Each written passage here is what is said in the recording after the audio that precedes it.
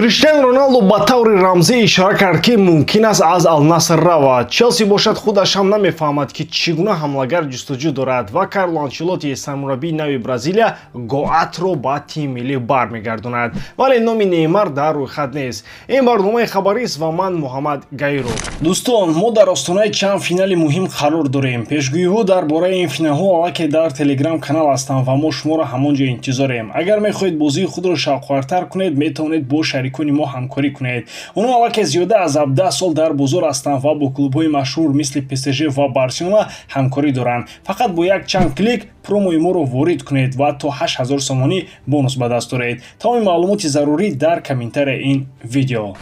Роналду тоза 800-умин голашро дар сатҳи бошгоҳӣ зад ва ду бор пайдарпай беҳтарин голзани Лигаи Саудӣ шуд. Баъд аз ин ӯ дар шабакаҳои иҷтимоӣ навист: "Ин фасл тамом шуд, ҳикоя ҳоло ҳам давом дорад."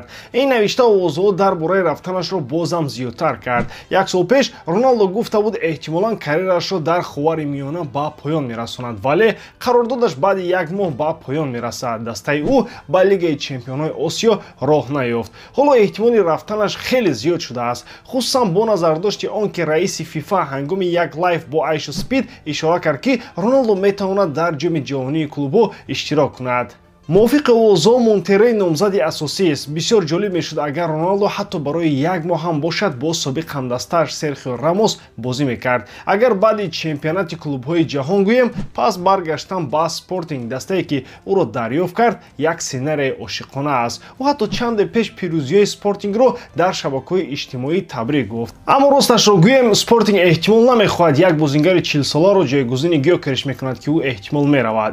Инчунин МЛС як гузариш ба Бразилия ё ҳатто тамдиди шартнома бо Ал-Наср низ мумкин аст. Инро вақт нишон медиҳад. Гузарем ба масъалаи трансферҳо. Челси дар ҷустуҷӯи ҳамлагар аст. баъди рафтани Нукунку клуб мехоҳад ҳатто ҳамларо мустаҳкам кунад. Фабрицио Романо хабар дод ки Челси метавонад бо Эммануэл Омега шартномаи пешакӣ имзо кунад. ӯ шояд дар соли 2026 аз Страсбург ба даста пайвандад. Ҳамзамон The Athletic хабар медиҳад ки Челси ба Хуго Экитеки таваҷҷӯҳ дорад, вале нархаш 100 миллион евро. Бисёр гарон аст ва эҳтимолан ин ҳамлагаре нест ки воқеан ба даста дар кор бошад. Ҳамчунин бозингароне чун Делап ва Шешко ҳастанд. Ҷавонам истеъдод доранд, вале Челси ҳоло як ҳамлагари омода ва собитшударо талаб мекунад. Ба фикри ман Челсиро бояд бозингаре чун Гёкериш ё Осимхен наҷот диҳад. Гёкериш танҳо дар ин мавсим 80 голу паси голӣ додааст, 6 маротиба бештар аз Ҷексон. Осимхен бошад 4 сол пайдарпай беҳтарин нишонзани дастаҳояш буд.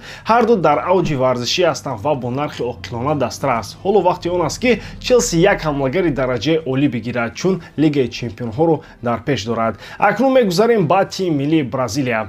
Карло Анчелоти сармураббии нав аввалин даъватномаи худро нашр кард. Бисёр истеъдодҳои ҷолибро овардааст. Андре Сантос пеш аз ин дар Страсбург мавсими олиҷаноб дошт ва Эстебан Уильям ҷавони тиллоӣ. Вале дар тарафи рост рақобат сахт аст. Антони баргашт пас аз як давраи муваффақона дар Бетис. Родриго, Эндри, Габриэл, Милитао, Ҷоэлтон, Эдерсон ҳам бо сабаби ҷароҳат дар рӯйхат нестанд, аммо Неймар низ он ҷо нест. ӯ ҳоло расман ҷароҳат надорад, аммо Анчелоти шарҳ дод.